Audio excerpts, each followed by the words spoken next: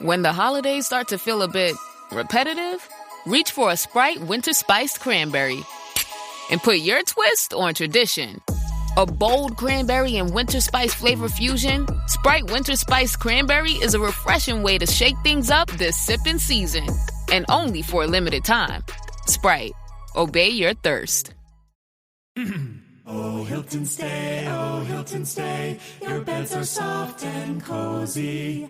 No lumpy couch, no stiff futon, no shower line at crack of dawn. Oh, Hilton stay. When you want holiday comfort you can count on, it matters where you stay. Enjoy comfortable rooms and friendly service when you stay with Hilton instead. Save up to 25% this season when you book with Hilton. Hilton for the stay. Terms apply. This episode is brought to you by McAfee. Yes! Playoff tickets! Just need to click here and... Wait, what? Fake site? Good thing McAfee threw the red flag. That would have been $400 gone. McAfee blocks risky sites so you don't pay for seats and other things that don't exist. Plans start at just $39.99 for your first year. That's cheaper than parking on game day. Learn more at McAfee.com/online protection. Welcome to Wrestling with Heart, a podcast looking at pro wrestlers giving back to their community. Join me, Stanley Carr, as I interview wrestling's hottest names who use their platforms as entertainers to raise awareness and do community service. Hello and welcome to another edition of Wrestling with Heart. This is the show where we talk with professional wrestlers and professional wrestling personalities about their lives in and outside of the ring, as well as doing acts of charity work, community service, volunteering, and spreading positivity. We're always about the positive vibes here on the show. And with me right now, I've got a very special guest. He is a former ECW and WWE referee. I'm pleased to welcome the one and only John Finegan. Welcome, John, to Wrestling with Heart. How are you, Stan? How are we doing? Talk to me about your childhood and upbringing. Where did you grow up? Actually, was born in Philadelphia. Was there till I was 9 years old, and our family moved to New Jersey. My dad always worked in New Jersey, so he was tired of commuting back and forth, so he moved the family when I was 9 into Jersey, and been there ever since. Yeah, I'm still living in Jersey now. Yeah, I mean, it's interesting when I talk to people, especially people from the ECW days, you know, that whole territory, that Philadelphia, New York, New Jersey, there was a lot of wrestling you could catch. I mean... Oh, I used to go to the old Spectrum in Philadelphia with it was funny. If there would be a Phillies game across the street of the Vet, then the WWF at that time was at the Spectrum. So my dad and uncle would drop me off at the Spectrum, buy me a ticket, send me into the wrestling show, and they'd go to the Phillies, and we meet afterwards. So I remember that like it was yesterday. I was at those Spectrum shows every month in Philly. Oh, really? What were some of your favorite shows to go see, or favorite wrestlers you enjoyed watching? Well, the guy who really caught my imagination way back when was Dusty Rhodes. He's why I got into the business. I always found him so entertaining. I thought he was ahead of his time as a performer. I mean, not the greatest wrestler in the world, but great personality, great promo, just an all around entertainer. And I just caught on to him quickly, and he's what started me going. Actually, my grandmother, that's who I started watching with, was my grandmother, probably around 5 years old, and she loved him as well. And she actually liked superstar Billy Graham. She liked the bad guys, and they had a big feud back in the WWF days. So yeah, Dusty was my hook into the business. Yeah, Dusty had so much charisma and really cared about fostering young talent, as he went on to do in his time in NXT.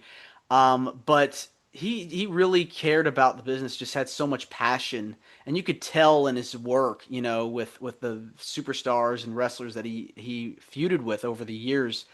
Now, did you know right then and there you wanted to get into the business, or did that come around later? No, it probably a year or two after that, probably 7, 8 when I was a little older. And, but yeah, I always wanted to get involved somehow. And for some reason, I always latched on to the referees. I mean, I never attempted to be a wrestler. Always looked at the referees, and for some reason that just hooked me. And it turns out being a referee, you get to do more on a show. You're doing more than one match. You're doing a few matches a night, getting involved in different things. And yeah, that's how I got hooked into it. I just wanted to be a ref. Yeah, I mean, you're you're basically playing double duty or sometimes even triple duty because you're going out there and you're like you said you're on TV a lot, you're on the pay-per-views, you're getting the chance to work with a variety of different talents. I mean, both male and female. So, Yep. did you know at a young age refereeing was what you wanted to do? Yeah, I like I said, I kind of just gravitated to that. I always found that interesting. Like if you're watching, used to always watch Saturday morning TV when I was younger, and Dick Worley back then was the guy on TV every Saturday morning here in this area, and he would do like 2, 3 matches on the show that you're watching there Saturday morning. I said, wow, he's doing a lot. That's pretty interesting. A little more than one guy having one match wrestling. You got a referee who's able to work with different people, men, women. Back then, midgets. My actually first match ever was a midget match, which was funny. And but yeah, there was all kinds of different things that you were able to do on the show back then. So at what point did you contact, go through the proper channels and go, hey, I want to break in, I want to be a referee. How do I get started?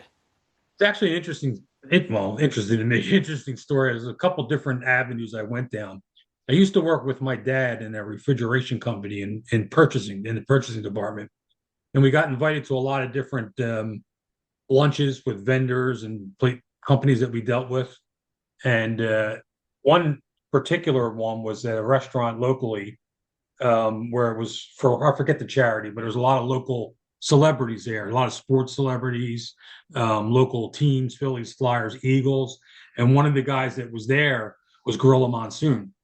So my boss knew I was so into wrestling. He said, oh, you got to go to this and see if you can meet him. Maybe I had talked to my boss saying, I really want to get involved. I have no idea how to. And he happened to be there. So that's why he had me go. So we went to that luncheon, and I always hate telling this part of the story on how I got started because of my experience with him. But Gorilla was there. I went right up to him, and immediately he went into kayfabe mode and really told me nothing. Pats me on the shoulder, and if you work hard and you do the right things, you'll end up getting where you want to be. And really never told me anything about how to get into the business. And then later on, I found out about the Monster Factory, which was very close to my where we lived in Cherry Hill. And at the time, Buddy Rogers was involved with Larry Sharp at the Monster Factory. And I knew Buddy lived in Haddonfield, which was like 10 minutes from my house in Cherry Hill. So one day, Saturday, I went to his house, Buddy Rogers, knocked on his door. He opened it up, invited me in, sat there for an hour talking to me. I asked him how I get in the business because I knew he was involved with the Monster Factory. And he couldn't be nicer, couldn't be more helpful. He said, go see Larry Monday, tell him I sent you, and he'll get you going on the right path. So that Monday, I went out to Hallsborough at the time, to the Monster Factory, and Larry wasn't there. He was on vacation. And Dick Worley was there watching the school for him, who was the guy I watched on TV growing up every Saturday morning. And I got talking to Dick. He says, well, you were here to see Larry. Larry will be back Friday. So come back and talk to him. If you don't like what you hear, get back to me and we'll talk. So I went back that Friday. Larry was back. Larry brought me into his office and he talked to me. And the only thing Larry wanted to do was how I'm going to pay him, when I'm going to pay him, how much I'm going to pay him. It was all about what I'm paying Larry to get trained. And never once did he say, what did I want to do or how did I go about it? So I kind of left. I said, I'll get back to you. I kind of left there, called Dick the next day. And he said, he just laughed and kind of without saying it, said, well, that's kind of how Larry is. It's all about him getting paid, which I can understand. It's his business. But he says, if you're not happy, I'll be more than happy to train you. You can travel around with me. Back then, the athletic commissions were big in wrestling. And Dick was involved in the PA Athletic Commission, Jersey, New York, Maryland. I traveled all over with him for a year and a half, and then he broke me into the business. That's amazing, getting the chance to learn from somebody like Larry Sharp and really, mold talent, who's worked with so many different people. So getting the chance to work with Larry, breaking in the business as a referee, what were some pointers that he gave you that you can recall today? Well, it wasn't Larry that broke me. It was Dick Rowley that ended up. I was traveling around with Dick. So I really didn't have any conversation after that one night with Larry, other than maybe working for him a few years later. with his promotion with Dennis Carluzzo. But Dick Worley was the guy who broke me in and taught me the ways. And I was lucky because traveling with him, he was heavily involved with the NWA, and they were running down in Maryland, Philly, Jersey, all over. And I went down with him to a first show I went travel with him was in Maryland, Baltimore Arena. And the main event was the Horsemen in a six-man tag against the Road Warriors and Dusty Rhodes. And I was telling Dick all the way down to Maryland that, my God, I'm here. I'm trying to get into this business because of Dusty Rhodes. And we're talking back and forth about Dusty. We get to the building. We're probably there half hour or so. And Dick calls me over. There's this big stage and curtain where a lot of the boys sat and watched the show, and family would sit up there. And Dick poked his head out the curtain. He waved me over. He said, "Come here." And he pulled me behind the curtain. And there he is. He's got Dusty Rhodes standing there. And Dusty was talking for a few minutes and was really putting Dick Worley over. You got a good guy here. He'll teach you the right way, and look forward to sometime down the road to work with you, and all the best. And patted me on the butt and away he went. But he couldn't have been nicer. And it was just so cool being able to meet him after. That's the guy I wanted to see. Yeah, your hero. Yeah, so it was pretty cool. Yeah.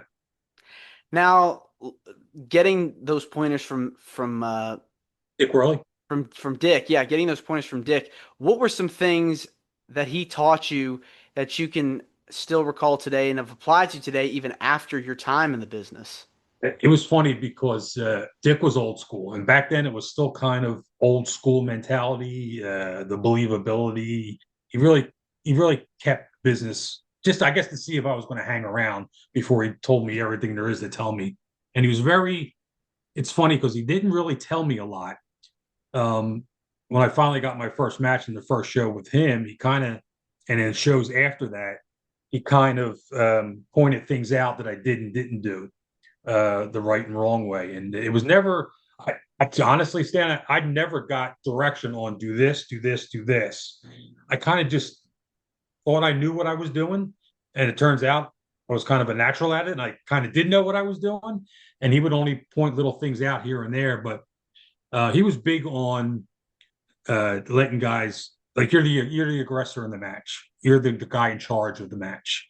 So be that way. Make sure you're the guy enforcing the rules. So enforce yourself. Make yourself look important in that match. And on top of that, always stay the hell out of the way. So that was, you always, and let the guys do what they got to do and know when to get involved and when to break them up and talk and not talk. And yeah, he was just very, very old school, told me very little, but in turn, it was actually telling me a lot over and over. So you kind of taught yourself in a way, because you're learning on the fly, you're learning on the job, and you're working with all these different people, and you're basically having to, in your mind go, okay, this is how this is done, and this is how this works. And yeah. Like I said, traveling with him, when we went back to the Baltimore Arena a couple months later, we got there even earlier, and they let me get in the ring just to run around with the guys. And we're talking Arn Anderson, Tully Blanchard, Dusty, Road Warriors, Luger, all those guys back in that day were all around the ring talking about their match. Guys were getting in the ring, going over some spots, and I was able to get in and work with them, which was unbelievable experience and knowledge that I was picking up from everybody. Now, I'm guessing you also worked some independent shows before ECW came in the picture. What was that experience like? Oh yeah, I was lucky. Like I said, Dick was involved in the athletic commission, all the athletic commissions, and that's how you got assigned to shows, unless you really knew a promoter. So traveling around with Dick for that year plus, I met all the Jersey promoters, PA promoters, and Dick would have them request me each time they're in an area. So I got to know a lot of their promoters, and was lucky enough to continue to be booked on shows month after month, and which was all the indie shows. There was, back then there was three, 4, 5 indie shows a day, Friday, Saturday, Sunday. Back there was so many shows going on. So you were lucky you got a lot of experience, a lot of great knowledge. You met a lot of guys before they became WWE people or NWA people and on the indie scene. And you got to start somewhere. And it's great to learn on a smaller scale and then build yourself up as you go along. Plus, networking also helps as well because you just Oh, never know yeah, back where then that was could lead. big. Yeah, back then was big because it was athletic commission who and the promoters, and everything the promoters asked for was through the athletic commission. So I got lucky meeting Dick the way I did. He just happened to be there that night, and he was so tied into all the athletic guys, and I got lucky to make the connections that I did early. Now, on the way up, you're like you alluded to, you're meeting so many people that went on to be big names. Who were some of the people that you can recall, like you got to see and talk to before they became huge stars? Any memories that you want to share of rubbing shoulders with some of the top names in the industry? There was not that it was a well, yeah, I became a pretty big name, but there was one interesting character. Always funny you ask this question because I always tell the story is Virgil. Virgil was on the indie scene and with Dick actually had a hand in getting him around to meet different people. And he was a strange dude. He was a different guy, but I got to know him and he ended up being pretty cool. That was one of the guys. So like one day we're on an indie show with him, and the next thing we see a vignette on TV with him and Ted DiBiase as he's as Virgil as DiBiase's guy. And I called Dick up. I said, "Did you see TV last night? They did Virgil. I forget what was it. Soul something on the Indies. I forget his name on the Indies. He did like a red, white, and blue type thing, and we did a show that Saturday. And that following week, he was on WWE TV as Virgil, DiBiase's DiBiase's right hand guy. And I called Dick, and Dick had no idea that he got signed. So it was pretty cool. I met a lot of not met, but I actually trained with and helped train a lot of guys before they got to ECW. The Sandmans, the Stevie Richards, the JT Smiths, the Pitbulls. A lot of those guys went through Joel Goodhart's TWA wrestling school. TWA, I'll be the precursor before ECW, where a lot of those guys started, and it was pretty cool to see them grow into the business as well. And you got to work with them before ECW came about, right? Yeah, I did a lot of those guys' first matches, ref their first matches in TWA. A lot of them I watched train to get into the business, and yeah, it was just pretty cool watching them go, and then where we ended up with ECW. ECW, to this day, fans still talk about, what a cultural impact it made on the wrestling business. Tell me what your experiences was like signing with the company and getting the chance to work with all these different players. Yeah, it was pretty cool. Todd Gordon, who of course started ECW, he actually took over when PWA went out of business. Todd kind of took it over and started Eastern Championship Wrestling. And it was me, Todd, Bob Ortiz, Larry Winters, a couple other guys that met at the Springfield Stadium where Bob Ortiz used to work. And we had the meeting, and Todd was telling us how he wanted to start this Eastern Championship Wrestling. And I was always Todd's probably one of my closest friends, even to this day in the business, and he always took care of me. I met him in TWA.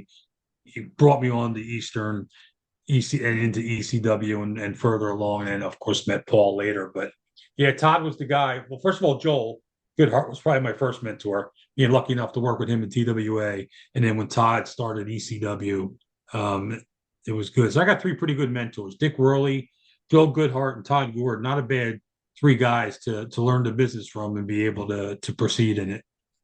Now, back then, I mean, this was before, Paul Heyman took control of the company, and Right. at this time, ECW was quite kind of trying to find its footing. It wasn't as, intense and hardcore as it later became, but what was it like being a part of the early days of ECW? Because not many people really talk about that experience. Yeah, and that's a shame too, because I always say the history of ECW with the workers, no matter what the circumstances, the boys and girls working on those shows busted their ass every night, whether it was 10 people in the crowd or 1,000 people in the crowd. That started back in TWA and then morphed into ECW, and that always stands out to me is the work ethic of all these guys learning and then proceeding into ECW that really stands out for me. Yeah, I mean that camaraderie and brotherhood, sisterhood, It really, whenever I talk to people like CW Anderson I had on and Francine, they Yeah. both said that it's like a family environment.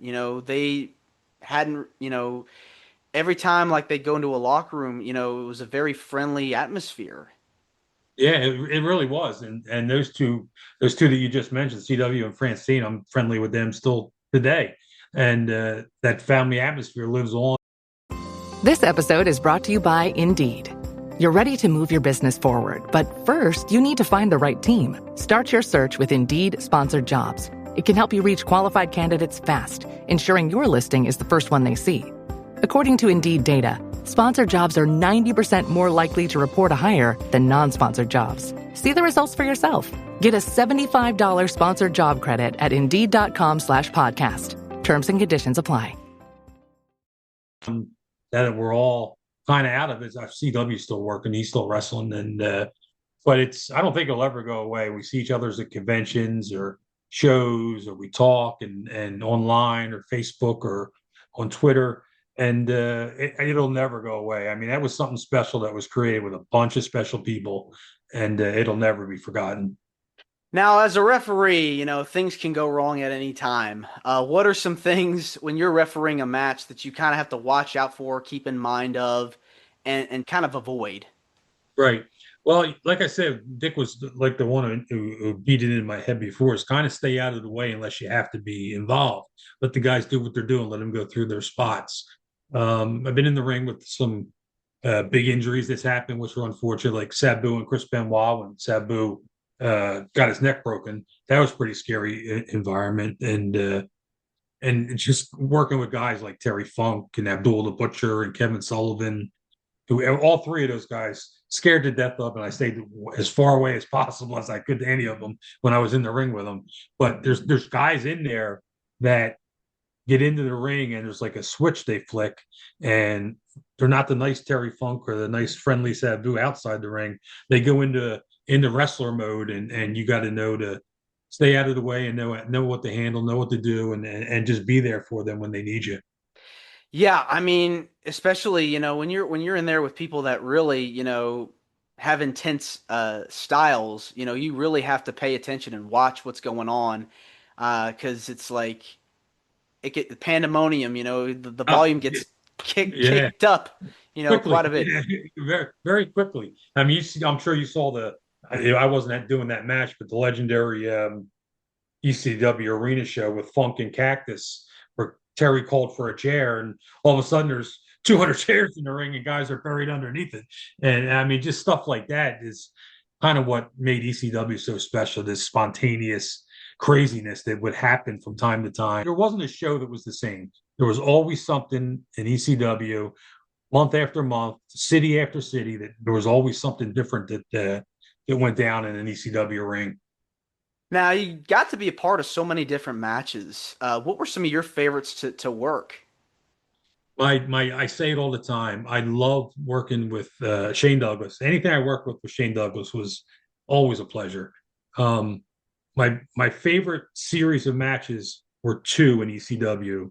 The Jerry Lynn, Rob Van Dam matches. I loved working them. Those guys just had a connection that was just phenomenal and a pleasure to work with.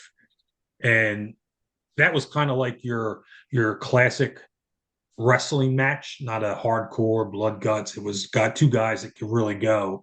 And then you had my other favorite set was Tommy Dreamer and Raven series. I mean, you had a 2-year program with those two guys, and I was lucky enough to ref the first match where Tommy Dreamer finally got that win after that long period of time with Raven at the arena before he would leave to go to WCW. That's one of my favorite matches ever to do was Raven Dreamer, the final match they had, the singles match before he left. And I was lucky enough when WWE ECW started to do Van Dam and John Cena, which was pretty cool working with Cena. What an atmosphere that was up in New York. That was something special as well. Yeah, I mean, you can feel that passion, whenever there's two guys that, can't stand each other and you're having to really call everything right in the middle and kind of like watch out, tempers could flare at any point. And you hear that crowd, man, they've got so much passion for the industry. I mean, what's it like, going to the ECW arena or going to Philly or going to all these different places where you have, so many fans that just show so much passion, like the ECW fans? I say it all the time, and I'll give them kudos till my last breath. I'm a big Philadelphia sports fan, big Eagles fan. I work for the Phillies part time with their security team, Flyers, Sixers. I'm a born and bred Philadelphia sports fan, and that same Philadelphia sports fan is mostly the same people that is the Philadelphia wrestling fan. They are passionate, they are loyal, they spend their money, they come to see you no matter what. Um, what made ECW special, other than the locker room and the refs and the managers and Paul and Todd, was that fan base that came there every month. Those people were out there at 10 in the morning tailgating for an 8 o'clock show at night at the arena, just having a blast all day long. And they would come into that building and would want something special. We would give them something special, and they would come back and react special. And they are the Philadelphia sports/wrestling fan. There is no other. There is nothing better than those group of people. I'll say it until they put me in the ground. Now, how long were you with ECW for? Were you there until I the was there closing? day one to the last day. Wow. There's only two people that were in ECW from the start, day one, to the very last day, and that's me and Jim Molyneux. Nobody else was there the whole length of the promotion. People were in and out, WCW, WWE, back and forth. We were the only two guys there from start to finish. What was your reaction to when things shut down? It sucked. It started. You knew it was coming probably a year out. Because things started to change. You weren't getting paid. Paul wasn't there a lot. Tommy was really taking over the company. Tommy was running things in the back. The big thing was you guys, they just weren't paying you, and guys would start not coming in and stuff like that. But I got to hand it to the guys and girls. A lot of them could have just turned their backs and left from getting. That was their livelihood of most of those people. Luckily, I never left my full-time job for as long as I was in wrestling. I just knew about the business, and I knew it was cutthroat, and it could be taken away from you like that. And so I never had left my full-time job, but a lot of these guys, it was their full-time job. But they hung around, they stuck it out, they busted their ass still every night. And again, that's just what made ECW special, because those guys went down to that last day. And when the company finally closed, giving it their all every night. Now, what point did WWE contact you about joining up with the company? Was that before the relaunch? Did they call you? Well, yeah. It was before the first one night stand. Actually, Tommy Dreamer was the talent relations guy in WWE, and he's the guy who reached out to me. Hey, we're going to put this one night stand show together, 2005. And they're letting us do what we want to do, use all the old ECW guys, referees, managers, ring announcers, Joey Styles, all those guys. And we'd love to have you. And I love Tommy Dreamer, another great guy in the business. I said, I'm in. You don't have to ask me twice. I'm in. So we did that first one night stand in 2005. And you look back, coming up on, well over 20 years since that event took place, to see like so many people, out there and put on a show, it really harkened back to the glory days of the promotion. And you watch and it's like, oh my gosh, you never think this would happen, but yeah, here we are, still talking about it. Yeah, the first one night stand was a lot. Not that the second one was bad, but the first one I thought was more ECW-ish, not ECW-WWE-ish. And that New York crowd was just as passionate as the Philly crowd. And it was years since ECW closed down, and everybody that came to that show wanted to see the old ECW and all the guys. And it was just an unbelievable, probably one of the best pay-per-views of any company that I've ever seen or been a part of was that first one night stand. It was just a special night.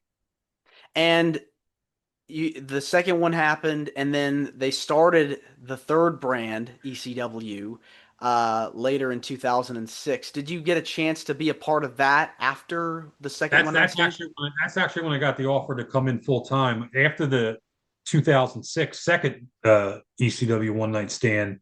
Tommy was still the talent relations guy that hooked everybody up to be on the second one as well.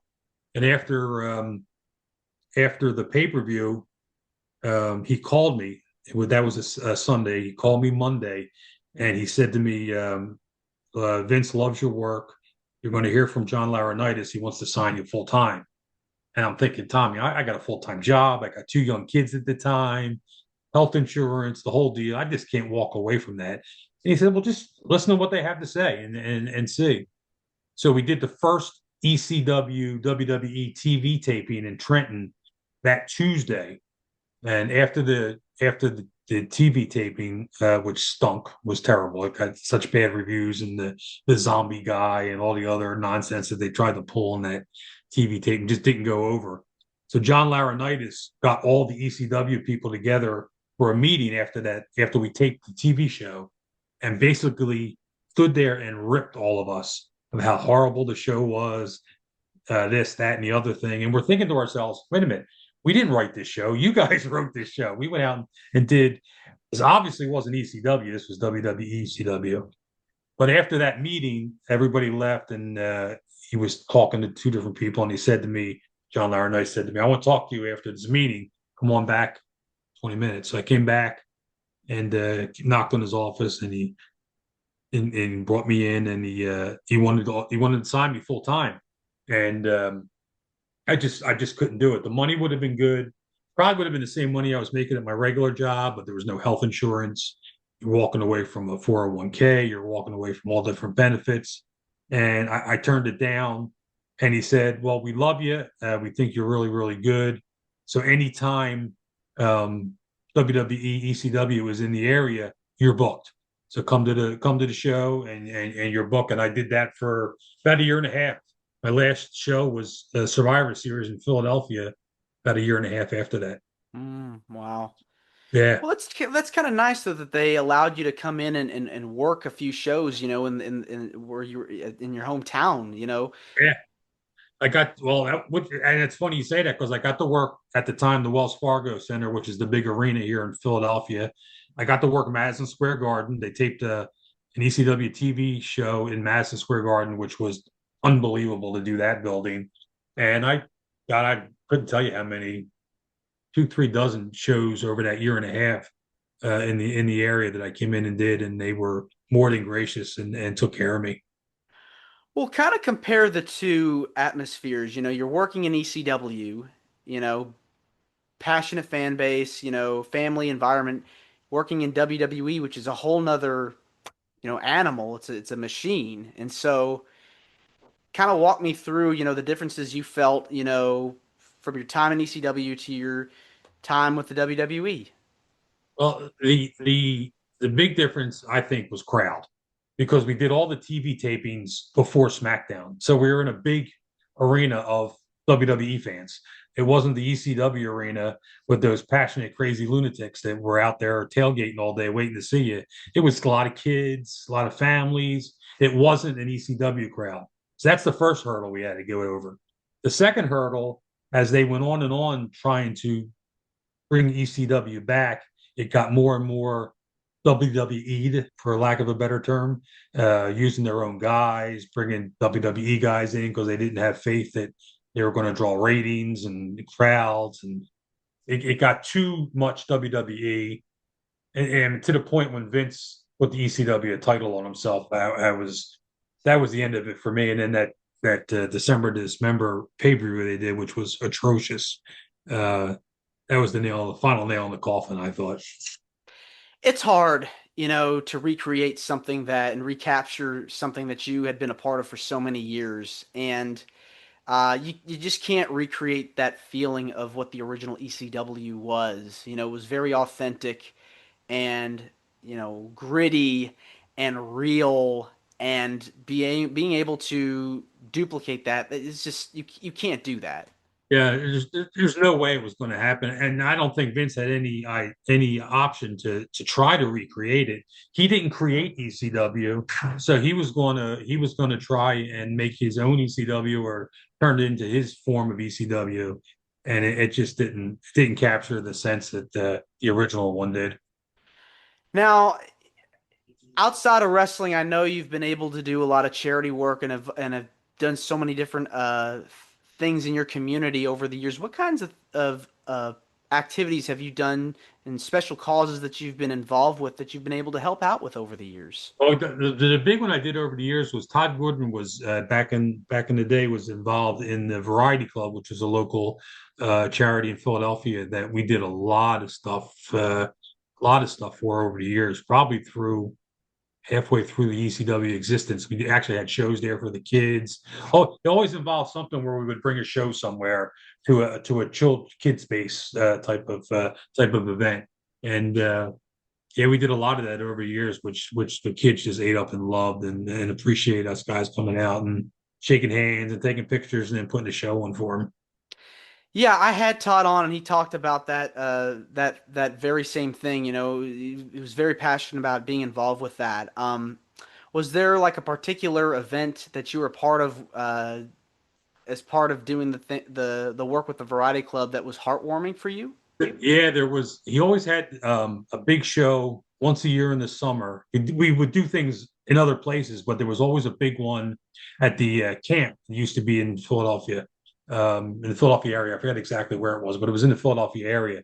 And we would do that once a year where all the guys would come in their big like gym type area set up.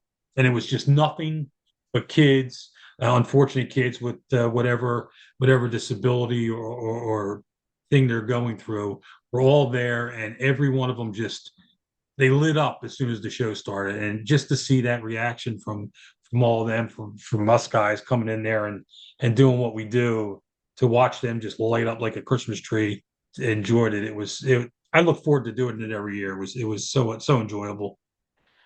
What causes are you passionate about? Like outside of your work with DCW and your time with the Variety Club, what things are you big on?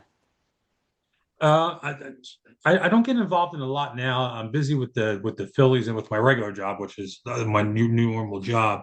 But yeah, there's just always let's just try to stay positive and friendly with people. I've always wanted to have fans remember me as being a nice guy, easy to approach. And in this business, there's a lot of guys that are tough to deal with. And I think if you're just nice to people, that goes a long way without having to go to a charity event or go to some other event. Just when people come up to you, just be nice, just be friendly. I mean, our world today is a mess right now, and it's just something we can get something back as basic as that. Let's just be nice to each other and enjoy each other's company. Exactly. You know, making a difference in someone's life is just as important, and also treating each other well the way you want to be treated. Yeah, You can't ask for anything better than that, you know? I agree. Absolutely. Well, John, this has been wonderful getting the chance to speak with you. It means a lot to me and to my listeners and viewers that are watching this on YouTube. Where can people find out more about you? If you have anything to plug, feel free. Nothing to plug right now. I'm on Facebook, John Finegan, my real name. I'm on X or Twitter. I still call it Twitter. I'm on there. I'm on Instagram. I don't do a lot on Instagram. I look at Instagram, but I don't put a lot on there. Mostly Twitter and Facebook under John Finegan. All right. Well, thanks again, John, and you're more than welcome to come back. I appreciate it, Stan. Thanks a lot. All right. Take care. You too, man. This is Wrestling with Heart. I hope you found this podcast to be informative and entertaining. If you did, please hit the subscribe button and look out for the next edition.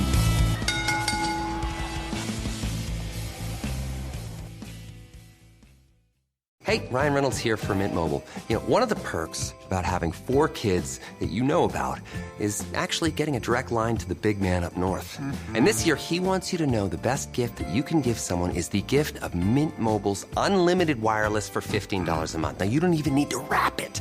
Give it a try at mintmobile.com/switch. Upfront payment of $45 for 3-month plan equivalent to $15 per month required. New customer offer for first 3 months only. Speed slow after 35 gigabytes if network's busy. Taxes and fees extra. See mintmobile.com.